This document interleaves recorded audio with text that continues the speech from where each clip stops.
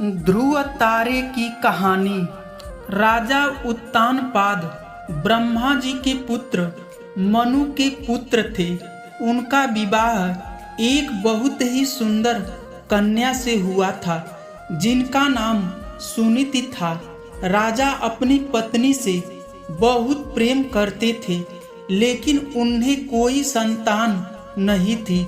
इसलिए रानी ने राजा को दूसरा विवाह करने के लिए कहा।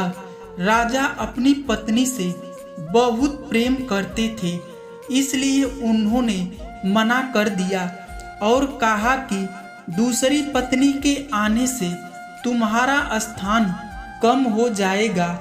जिस पर सुनीति ने कहा, मुझे आप पर विश्वास है, ऐसा नहीं होगा। राजा को सुनीति की हट माननी पड़ी और उन्होंने दूसरा विवाह कर लिया।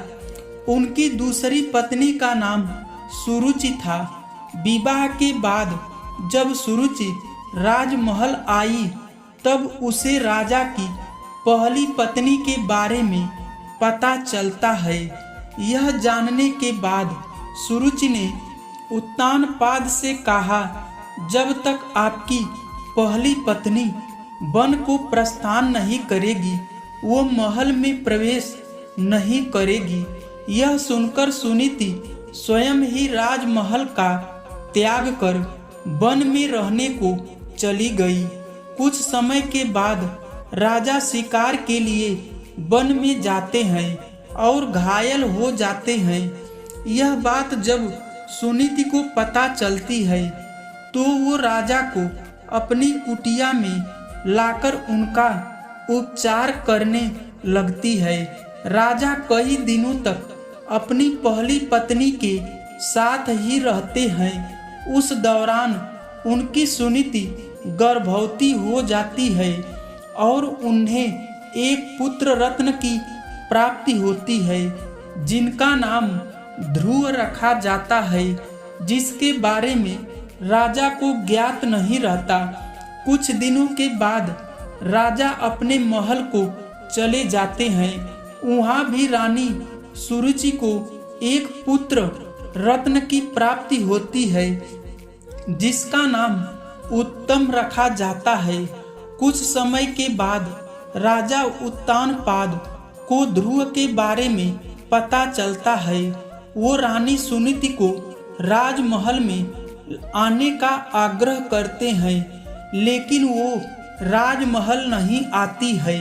ध्रुव को कभी कभी राजमहल को भेज दिया करती है। यह सब देखकर रानी सुरुचि को ध्रुव से घृणा होने लगती है। एक दिन ध्रुव अपने पिता उत्तानपाद की गोद में बैठता है। यह देखकर रानी सुरुचि को क्रोध आ जाता है और वो उसे धक्का देकर अपशब्द कहने लगती है और उसे छोड़ी हुई स्त्री का पुत्र कहकर अपमानित करती है। नन्हा सा ध्रुव कुटिया में आकर रोते हुए अपनी माँ को पूरा घटनाक्रम सुनाता है। तब माता सुनीति उसे समझाती है, बेटा अगर कोई बुरा कहे तो उसके बदले में उसे बुरा मत कहो, इससे तुम्हें ही हानि होगी। अगर तुम अपने पिता की गोद में ससम्मान बैठना चाहते हो तो भगवान विष्णु की उपासना करो, वो जगत के पिता हैं। अगर बैठना है तो उनकी गोद में बैठो। बालक ध्रुव के मन में यह बात बैठ जाती है और वह यही भाव लिए यमुना तट पर नहाने जाता है। वहाँ उनकी मनोदशा जानकर नारद मुनि आते हैं और वो ध्रुव को भगवान की भक्ति की विधि बताते हैं, जिसे जानने के बाद ध्रुव कठोर तपस्या में लीन हो जाता है। कई महीनों तक खड़े होकर तपस्या करता है, कभी जल में तपस्या करता है तो कभी एक उंगली पर खड़े रहकर निरंतर ओम नमो भगवते वासुदेवाय का जाप करता है और जाप पूरे ब्रह्मांड में गूंजने लगता है। नन्हे से बालक की इस घोर तपस्या को देखकर भगवान उसे दर्शन देते हैं। बालक ध्रुव भाव विभोर हो उठता है और कहता है, मुझे माता पिता की गोद में बैठने नहीं देती।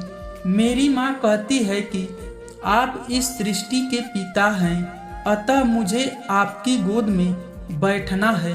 भगवान उसकी इच्छा पूरी करते हैं और उसे तारा भी बनने का आशीर्वाद देते हैं, जो कि सप्त ऋषियों से भी ज्यादा श्रेष्ठ होगा।